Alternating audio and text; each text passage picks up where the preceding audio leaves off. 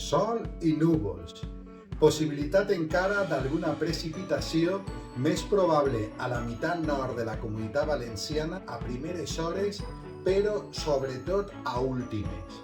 Les precipitacions encara poden ser en forma de neu, entre 300 i 600 metres de cota sobre el nivell del mar a la província de Castelló, al voltant dels 800 a la de València, si és que es donarà alguna precipitació, i de 900, 1.000, 1.100 a la província d'Alacant.